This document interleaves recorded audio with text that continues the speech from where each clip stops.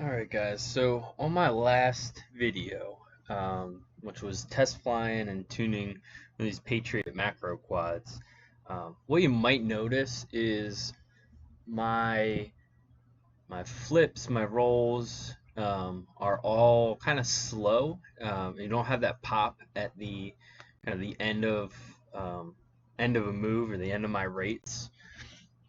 So I wanted to kind of go over what you have to do in Betaflight to correct that and what to look for if you start to see that. So it's something that we used to always do every build. I think recently, um, not many people hit it because a lot of radios don't have this issue. But I'm actually, so I normally use a Tyrannus with Crossfire. Right now I'm using a Spectrum old DX6i. I'm gonna connect into Betaflight and show you what to look for. So when you're in Betaflight, you go to receiver. So everything here looks kind of normal. And there's a little bit of twitchiness here, but I have some deadband built in. It's not a big deal. You can always change that in subtrim. But that's not what you're looking for. What you're really looking for is this. So let me go do a roll here. So roll, I'm full stick deflected. It's only going down to 1142 and going up to 1858. Pitch, doing the same thing. Yaw, same, and even throttle. Throttle's maxing out at 1950, only going down to 1119. So you can do two things. A lot of radios you can recalibrate, make minor adjustments to endpoints. This one you can only go up to like 125% travel, which gets you most of the way there. But I'm gonna leave it at 100 for this and just show you how to correct it in Betaflight to give a better experience anyway. So so we know here what you want to do on this screen is write down where your endpoints are, right?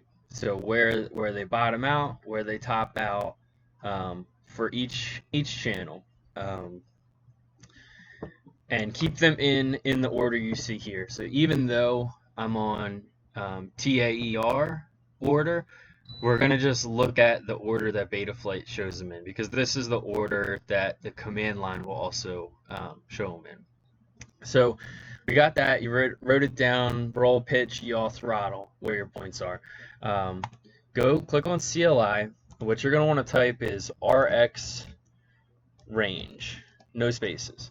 So that's going to show you, this is what Betaflight's expecting. It's expecting your all of your endpoints to go to 1,000 at the bottom end, 2,000 at the top. Since ours don't, it's just as simple as changing these. So we'll go RX range 0, which is our roll axis. So mine's 1140 to 1857.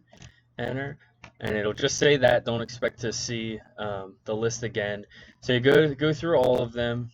RX range 1, 1. And yeah, keep note that the first one is 0, it's not 1, just like most things in Betaflight. So 1857, same thing. RX. And yours may not be all the same. I do have, so I converted my Turnigy Evolution to, I put some QX7 Hall sensor gimbals in it, and when doing that, I could no longer calibrate it, so I have to do this for every single one of my builds, and my values are kind of all over the place. So this is why I'm so familiar with this. It makes that remote so much better. But I'm kind of off topic. So really, what we're focusing here is just. Oh, I'm sorry, I started to type the wrong thing. Just adjusting these endpoints to what you want to see. So we got all 4 typed in there. I just type RX range again just to make sure it took them, so you can see, all of the values are where you expect them. So now the most important thing, you got to type save and hit enter. That's going to save. It's going to reboot the flight controller. So sometimes with Betaflight, at least on my computer, you got to hit disconnect, reconnect. So we'll go back into receiver. Now, what we should see, go to roll, yep, 1,000, 2,000. And as long as it's within a point or two.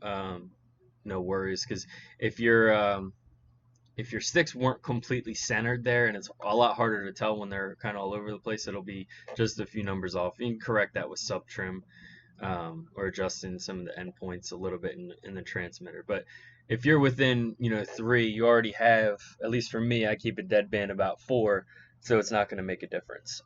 It's within your deadband value. So that's really it.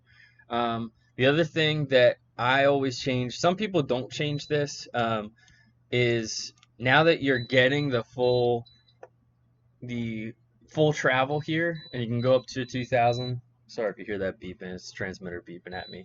Um, is switch that over to 2000. That gives you full resolution on throttle. Now, some people like to keep it at 1900, and that just means basically once you hit that 1900, you're at full stick deflection, or you're at full throttle, even though you have a little bit more stick movement.